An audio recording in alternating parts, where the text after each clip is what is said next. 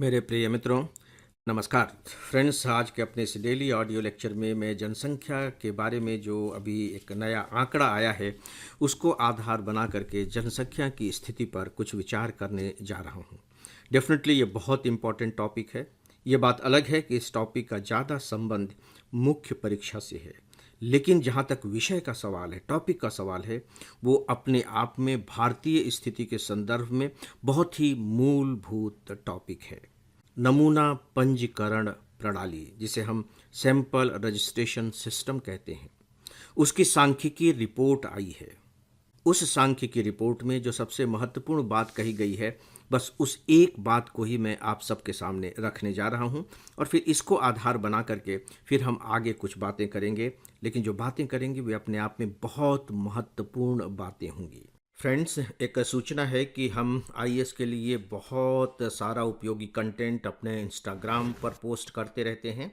इसके लिए आप हमारे इंस्टाग्राम को ज़रूर फॉलो करें।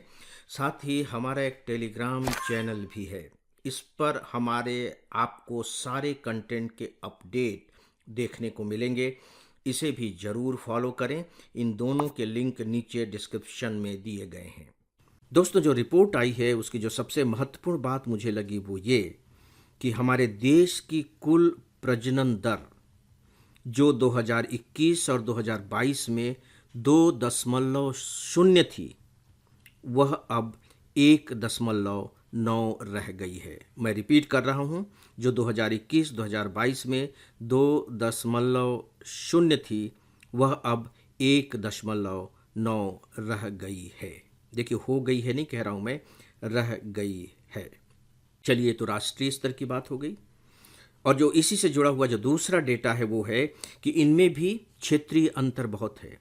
उदाहरण के तौर पर बिहार की कुल प्रजनन दर 2.8 है।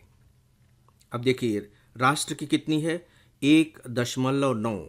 मैं रिपीट इसलिए कर रहा हूं ताकि दिमाग में आपके डेटा अच्छे तरीके से स्थापित हो जाए, और बिल्कुल ये लेटेस्ट डेटा है। बिहार की कुल प्रजनन दर है 2.8 और दिल्ली की सबसे कम है, वह है 1.2। 1.2। और जो हमारे 18 राज्य हैं उनमें यह प्रतिस्थापन दर 2.1 से नीचे है। 2.1 से नीचे है। अब इन डेटा को आधार बनाकर मैं आपसे कुछ बातें करने जा रहा हूं।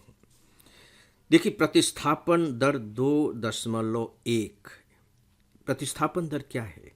जैसे मान लीजिए हमारे देश की अभी जनसंख्या 140 करोड़ है। सामान्यतः यही कहा जाता है, 140 करोड़। 2.1 इसका मतलब यह हुआ कि यदि प्रजनन दर इसका मतलब है कि पति और पत्नी, स्त्री और पुरुष, दो लोग हो गए। ये दो लोग यदि 2.1 बच्चे को जन्म देते हैं तो जो जनसंख्या है वो 50-100 साल बाद भी 140 करोड़ ही बनी रहेगी। प्रतिस्थापन दर। अब आपको लगेगा कि भी दो थे, हस्बैंड वाइफ दो हुए, तो उन्होंने 2.1 बच्चे को जन्म दिया, तो 0.1 अधिक हो गया, तो जनसंख्या तो बढ़ जानी चाहिए।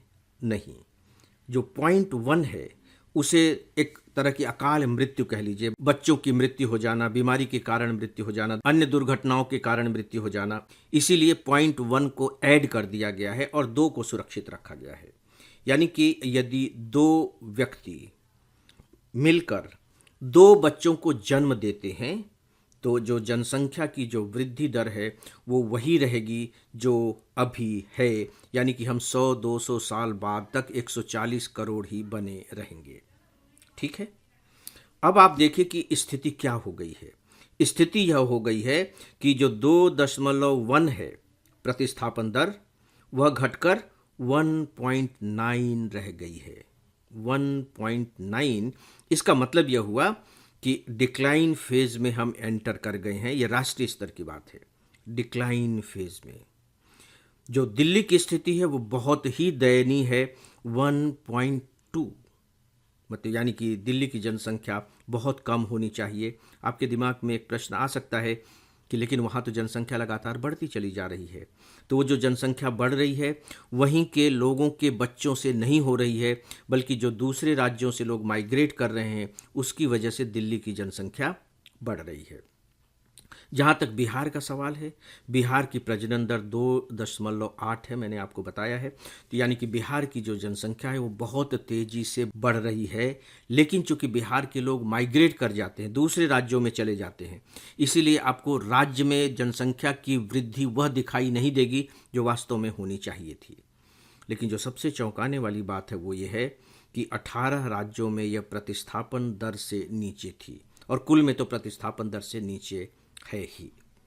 जब आप इस तरह के आंकड़ों का थोड़ा सा विश्लेषण करते हैं तो आपके दिमाग में एक बात आती होगी कि इसका मतलब तो यह हुआ कि हम डिक्लाइन फेज में एंटर कर गए हैं। यानी कि यदि हम अभी से सतर्क नहीं हुए तो हमारे देश की जनसंख्या लगातार कम होती चली जाएगी, और हो सकता है कि हमारी स्थिति जापान जैसी हो जाए। आप जानते हैं कि दुनिया के ऐसे बहुत से देश हैं जहां जनसंख्या की जो वृद्धि दर है वो थम ही नहीं गई है, बल्कि डाउन होनी शुरू हो गई है, वो डिक्लाइनिंग फेज में एंटर कर गए हैं। इसमें जापान सबसे ऊपर है, सबसे तेज़ी के साथ जापान की आबादी कम हो रही है, और वहाँ की जनसंख्या के डेमोग्राफिक संरचना में बूढ़ों की संख्या बहुत ज़्यादा बढ़ गई, बूढ़े लोगों की।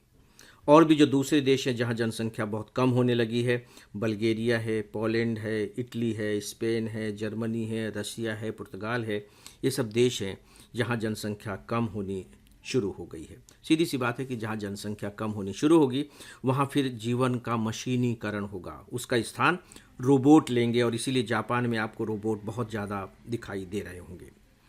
अब सवाल ये उठता है कि क्या भारत को भी जापान और रशिया जैसा चिंतित हो जाना चाहिए, क्योंकि आगे चल कर के हम भी डिक्लाइन फेज में एंटर कर जाएंगे।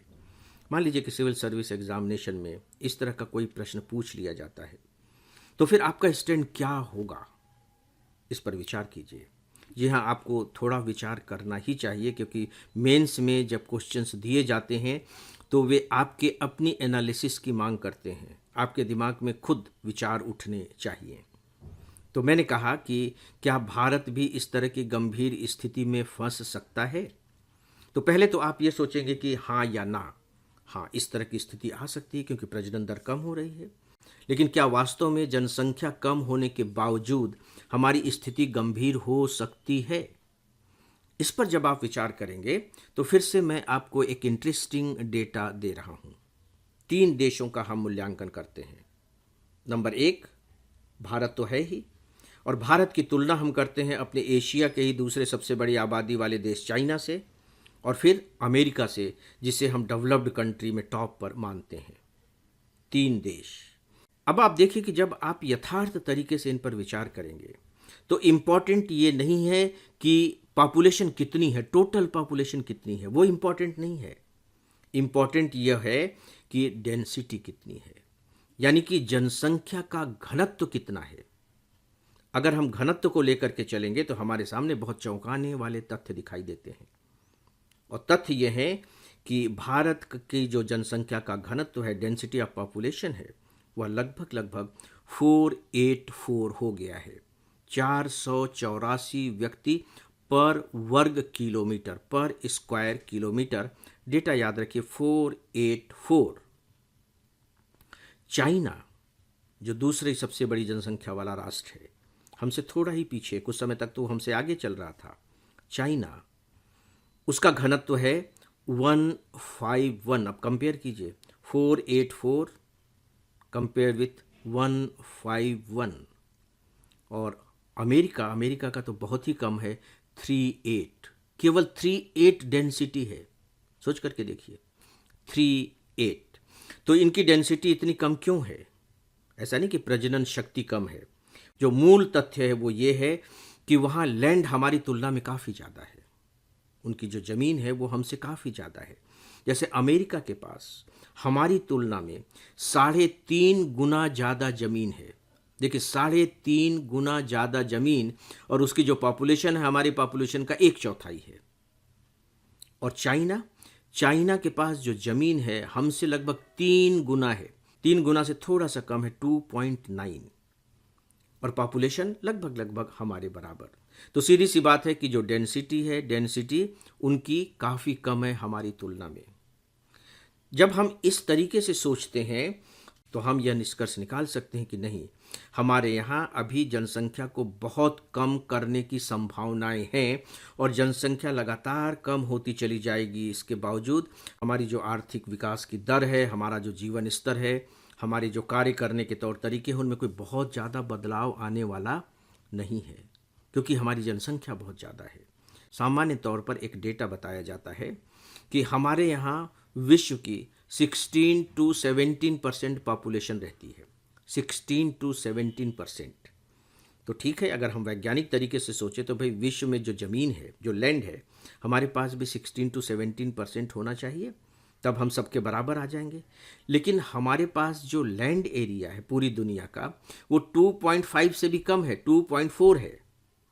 तो लैंड है 2.4 और पॉपुलेशन है, चलिए हम मान लेते 16%। इसका मतलब है कि जो नेचुरल रिसोर्सेज हैं वो हमारे पास दूसरे देशों की तुलना में काफ़ी कम है। इसका मतलब ये हुआ कि बहुत बड़ी जनसंख्या को अभी हम कम कर भी दें तो फिर जो नेचुरल डिस्ट्रीब्यूशन होना चाहिए उसमें अभी बहुत ज़्यादा संभावनाएं शेष हैं। दोस्तों, इसलिए हमें इसको लेकर के अभी डरने की ज़रूरत नहीं है कि हम डिक्लाइन फेज में एंटर कर चुके हैं।